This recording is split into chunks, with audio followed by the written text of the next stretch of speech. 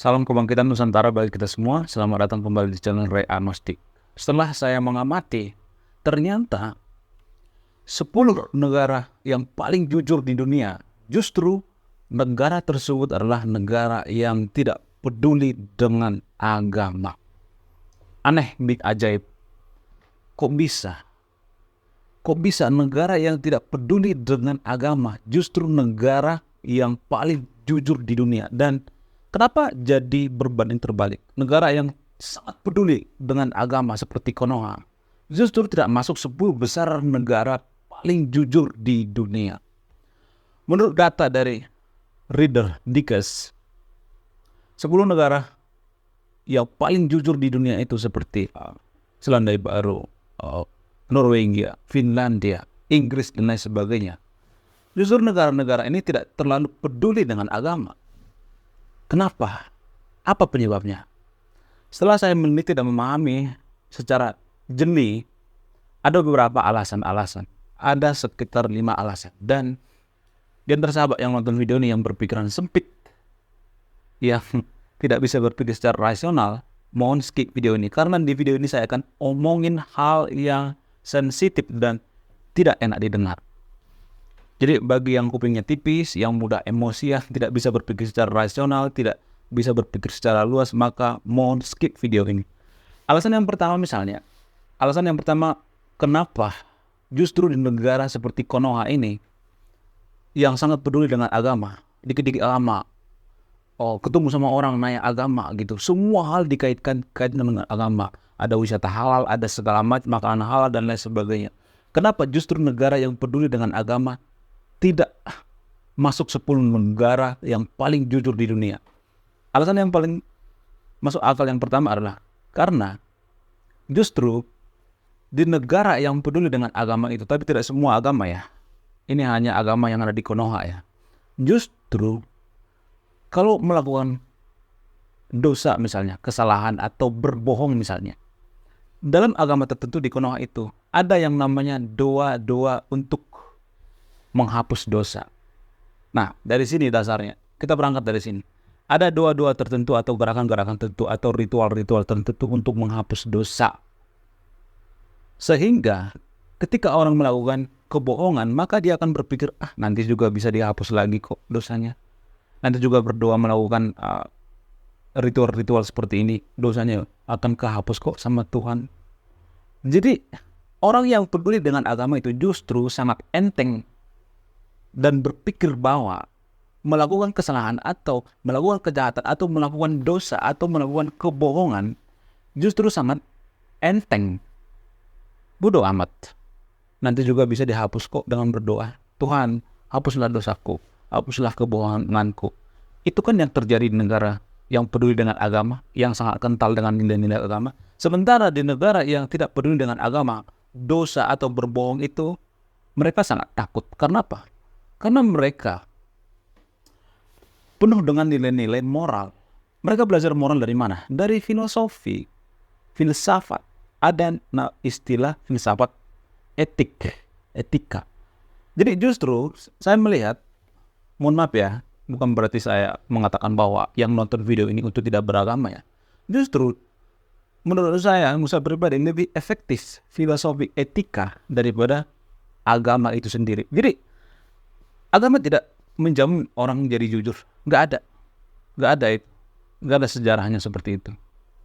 Karena kita beragama tertentu misalnya tiba-tiba kita jadi jujur. Nggak ada. Justru masuk agama tertentu ada orang yang justru lebih brutal. Makanya istilah premanisme berkedok agama. Sebenarnya dia udah jahat masuk ke agama tertentu dan kejahatannya itu diklaim oleh agama itu. Jadi dengan berat hati saya mengatakan, justru negara yang peduli dengan agama, yang kental dengan nilai-nilai agama itu, mereka tidak peduli yang namanya dosa, berbohong. Karena mereka berpikir, nanti juga bisa dihapus lagi kok. Bodoh amat. Itu salah satu alasan yang paling masuk akal. Alasan kedua misalnya, karena dalam agama tertentu di Konoha, ada istilah yang mengatakan, insya Allah. Jadi kalimat insya Allah ini yang ada di Konoha, ini hanya di Konoha ya, bukan di Indonesia ya. Jadi jangan salah kaprah ya. Ini hanya terjadi di Konoha, bukan di Indonesia. Jadi ada salah satu agama tertentu di Konoha, ada yang mengungkapkan kata insya Allah. Jadi kalimat insya Allah ini justru digunakan untuk berbohong. Contoh misalnya, gue punya temen misalnya, jadi temen gue ini minjem duit misalnya 500.000 atau 1 juta atau berapa lah. Terus gue tagih nih. Terus teman gue ini biasanya pasti ngomong seperti ini. Tapi nggak semuanya ya, nggak semua seperti itu. Biasanya ngomongnya seperti ini. Ya, insya Allah, besok saya bayar. Insya Allah minggu depan saya bayar. Padahal kata insya Allah ini digunakan untuk memanipulasi, modus. Sehingga ketika saya tagih nih minggu depan atau besoknya saya tagih, mana nih utang lu yang kemarin yang lu janjiin? Kan gue bilang insya Allah. Kan gue kan nggak janji. Kan gue bilang insya Allah. Jadi secara tidak langsung kita berbohong. Jadi di negara maju itu nggak ada seperti itu. Kalau misalnya lu nggak mau bayar utang lu besok nggak bisa, mereka langsung belak-belakan terus terang. Gue belum punya duit nih, belum bisa bayar.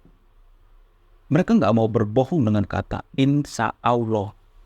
Jadi kalimat insya Allah ini justru digunakan oleh orang yang peduli, yang katanya peduli dengan agama untuk berbohong.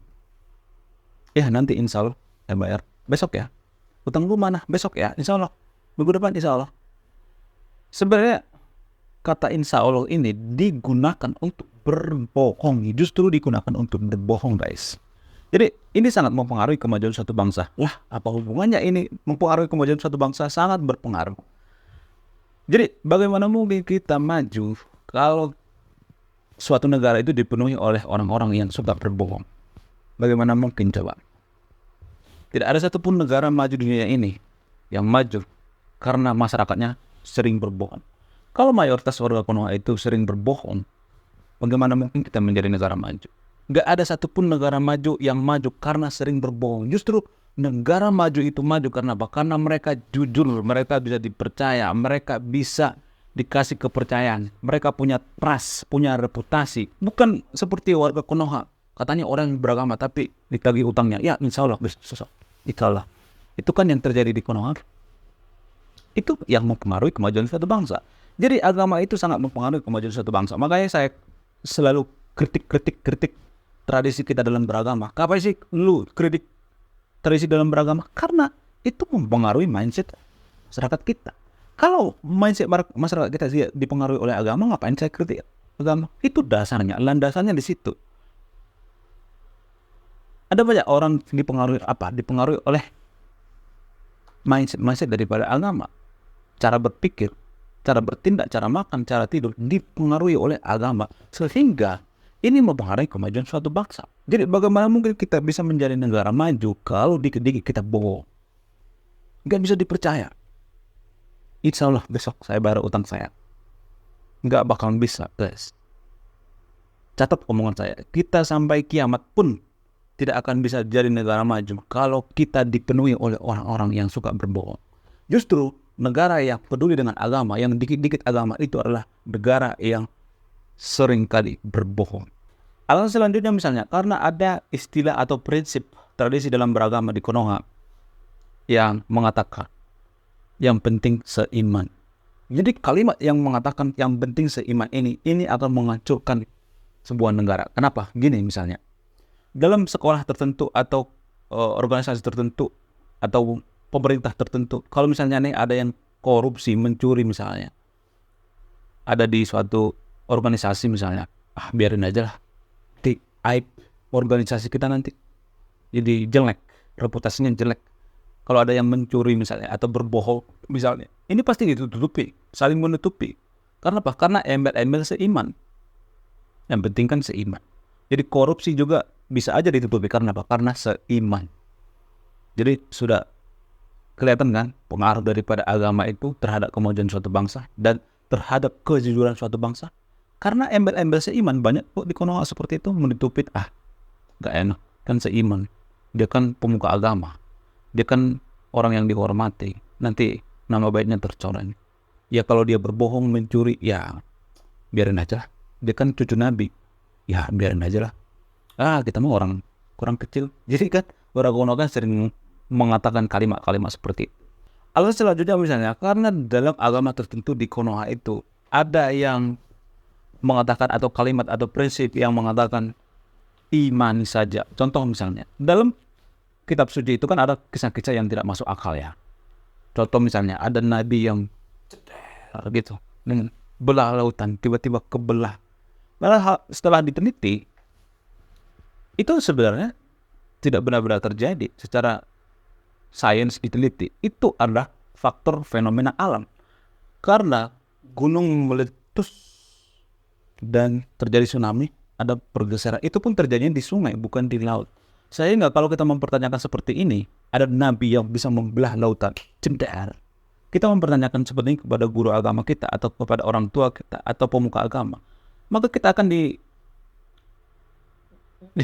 dikotbahi dengan kalimat-kalimat seperti ini. Kamu ini beragama itu cukup imani saja, nggak usah berpikir kritis, nggak usah kita terlalu mikir yang jauh-jauh. Sehingga ini mempengaruhi orang-orang kalau misalnya berbohong, ya dimaklumi saja, diimani saja.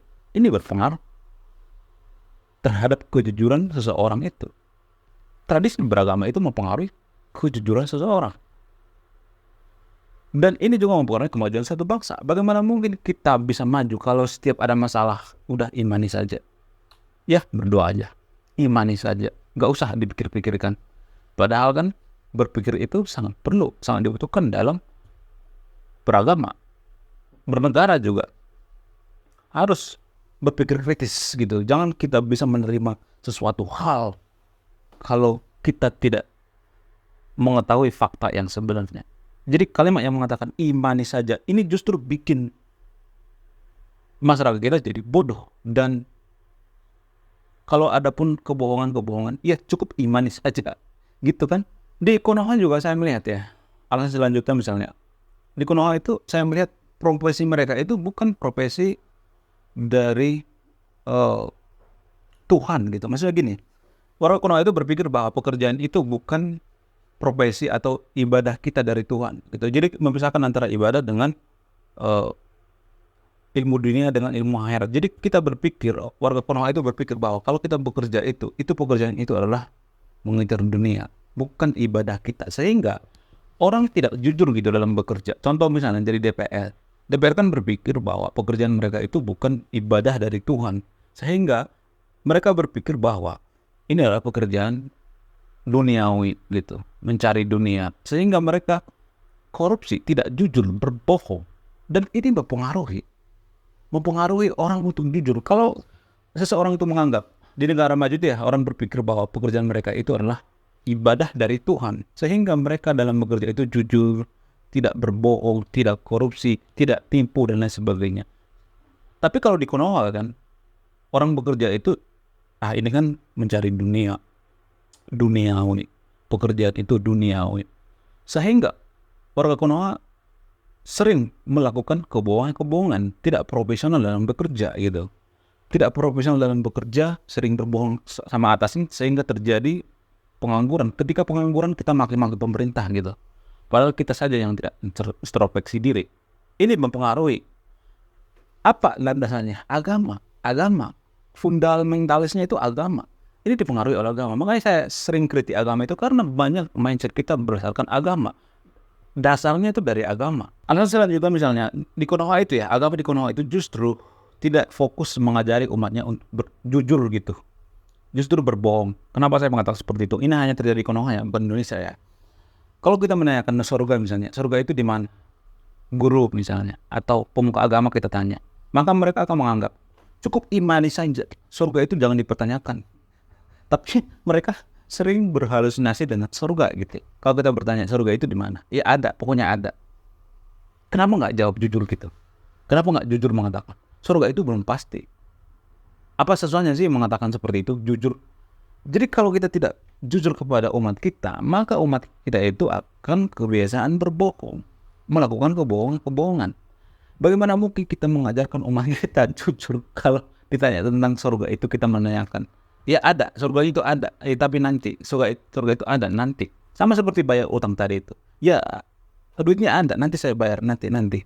Sampai kapan? Sampai kiamat nggak dibayar-bayar, ya kan? Jadi justru pemuka agama di negara yang kental dengan agama itu mengajarkan kita untuk berbohong. Tapi tidak semua pemuka agama ya. Tapi sangat jarang saya melihat pemuka agama yang mengatakan, ya surga itu belum pasti. Kalau ada pemuka agama yang mengatakan seperti itu, berarti yang, itu adalah pemuka agama yang paling jujur di dunia. Nggak ada satupun saya mendengarkan pemuka agama yang mengatakan seperti itu. Ya surga itu nggak pasti. Karena surga itu nggak pernah dilihat kan, nggak pernah disaksikan. Kalaupun ada yang mengatakan bahwa surga itu ada, itu kan katanya yang disucikan, katanya yang disakralkan, katanya yang dituliskan. Itu poinnya. Sehingga kalau ada umat yang mengatakan surga itu di mana, ya ada nanti katanya. Ya santai aja, pokoknya ada itu. Di mana? Ya nggak tahu tempatnya di mana. Orang ditanya juga sampai kiamat juga nggak bakalan tahu. Lebih baik ngomong seperti ini, ya surga itu nggak pasti. Ya kan? Itu mengangkat kejujuran. Ya pahit sih. Ya orang yang mendengar itu kan pahit. Kalau misalnya kita mengatakan surga itu nggak pasti, pahit. Tapi itu adalah kejujuran. Kita secara tidak langsung mengajarkan kejujuran kepada umat kita. Itu poinnya. Dan yang paling parahnya lagi adalah saya sering mendengar ya berita gitu di Konoha gitu. Ada kotak amal gitu di Konoha, dicuri gitu. Sendal lagi ibadah dicuri gitu. Dompet di rumah ibadah hilang gitu. Jadi justru negara yang katanya itu si paling beragama, di agama peduli dengan agama itu tidak mengedepankan nilai-nilai kejujuran. Bahkan agama juga tidak mengajarkan kejujuran. Tidak semua agama mengajarkan kejujuran maksud saya. Enggak semuanya, tapi ada juga agama yang mengajarkan kejujuran, tapi tidak semua. Agama tertentu di Konoha itu tidak mengajarkan kejujuran, justru mengajarkan apa? Mengajarkan rasis terhadap agama lain. Agama lain masuk neraka, agama kita yang paling benar. Justru ada agama seperti itu di Konoha. Jujuran aja deh, jangan munafik deh. Nggak suka saya yang munafik. Bagaimana mungkin kita mengajarkan kejujuran kepada umat kita kalau kita saja tidak jujur? Iya kan? Agama itu bisa aja mengajarkan kejujuran, tapi cuma 2%. 98%-nya itu tentang kisah-kisah yang tidak masuk akal. Kisah ini, kisah itu, yang akan menebarkan kebencian-kebencian. Kisah membenci ini, membenci itu, segala macam. Saya melihat orang yang beragama itu, kalau dia pun jujur, bukan karena agamanya, tapi karena orangnya memang jujur. Dari sononya memang jujur. Ajaran dari rumah emang dia jujur. Dari keluarga jujur gitu. Agama tidak menjamin orang jujur. No. Kalau ada yang mengatakan bahwa agama itu menjamin orang jujur, ya berarti semua warga Korea sudah jujur dong. Ini kan rata-rata kita tidak jujur kan? Tidak masuk 10 besar negara yang paling jujur di dunia. Itu poinnya. Jadi di antara sahabat yang nonton video ini yang berpikiran sempit gitu, yang mudah marah-marah gitu, tidak bisa menerima kritik, itu salah satu tanda bahwa kita belum siap jadi negara maju. Jadi negara maju itu harus ada pengorbanan loh. Sama seperti seorang mau sukses misalnya, ada pengorbanan. Seperti orang sukses misalnya harus bangun jam 5 pagi gitu, harus membaca, harus melakukan aktivitasnya, konsentrasi. Kan itu kan ada pengorbanannya. Jadi bagaimana mungkin kita bisa menjadi negara maju 2045 kalau kita tidak bisa mengorbankan sesuatu, termasuk yang saya katakan ini. Ini kan bagian dari pengorbanan kan. Pahit ya saya bongkar ini. Tapi ini adalah pengorbanan kita mau jadi negara maju. Katanya mau negara maju, ya harus siap berkorban. Harus bersiap berkorban. Harus ada yang dikorbankan. Apa yang dikorbankan? Termasuk cara pola pikir kita harus diganti dong. Pola pikir kita itu harus diganti yang dulu dengan yang sekarang ini. Baru kita bisa menjadi negara maju. Kita berharap jadi negara maju, tapi kita hidupnya santu-santui gitu. Hidupnya pola pikirnya gitu-gitu aja gitu. Dari dulu sampai sekarang pola pikirnya gitu-gitu aja. Nggak mau berubah. Dikasih fakta seperti ini. Tahu apa lu tentang agama? Oh, kamu lebih pintar daripada ustadz itu. Oh, kamu lebih jago daripada ustadz itu. Tahu apa lu tentang agama? Ngaji dulu sana. Jadi pemikiran seperti ini adalah pemikiran orang yang berpikir negatif. Korban dongeng. Jadi ini bagian daripada korban dongeng kita. Oke? Bukan berarti saya mengatakan semua agama itu dongeng-dongeng ya. Bukan. Tapi kisah-kisah di agama tertentu di Konoha itu, di Konoha ya, bukan Indonesia ya, banyak juga itu kisah-kisah dong. Gak percaya? Coba cek datanya, faktanya. Itu poinnya. Jadi kalau kita mau jadi negara maju itu 2045 mau jadi negara maju, kita harus siap berkorban. Mengorbankan apa? Mengorbankan termasuk cara berpikir kita. Jangan berpikir sempit. Dikit-dikit marah, dikritik dikit marah. Kamu anti agama. Oh, kamu anti agama saya ya. Oh, kamu ini ya. Gitu kan pemikiran warga Konoha, makanya nggak maju-maju. Justru negara yang tidak peduli dengan agama itu lebih jujur daripada negara kita. Kalau saya mengatakan seperti ini, berarti Swiss misalnya, Finlandia, Inggris itu negara yang paling jujur. Pasti di antara sahabat yang nonton video ini ada yang bantah misalnya. Oh, mereka itu dulu kan penjajah. Kata siapa? Indonesia juga penjajah di mata orang Timur Leste kok. Di mata orang Papua. Penjajahan itu kan tergantung sudut pandang. Malaysia itu dijajah Inggris, tapi Inggris tak mau lepas dari persemakmuran Inggris kok.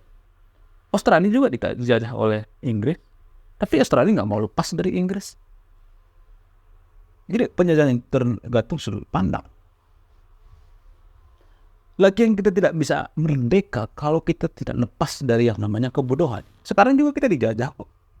Cuma bedanya zaman dulu, zaman sekarang. Zaman dulu kita dijajah oleh orang yang tidak kita pilih. Kalau sekarang kita dijajah oleh siapa? Oleh yang kita pilih. Kita dijajah sekarang ini oleh orang yang kita pilih sendiri. Kalau zaman dulu kan dijajah sama Belanda misalnya, Konoha. Karena tidak kita pilih kan. Kalau sekarang kita pilih, apa itu? Ya, yang sekarang ini lagi viral, makam palsu, wakaf palsu. Itu kan bentuk daripada penjajahan. Mereka yang menjajah kita sebenarnya. Menggunakan apa? Menggunakan ideologi agama. Itu poinnya. Oke, terima kasih sudah menyimak dan memahami video ini. Sekian video ini, saya Ray Agnostik. Salam rasional.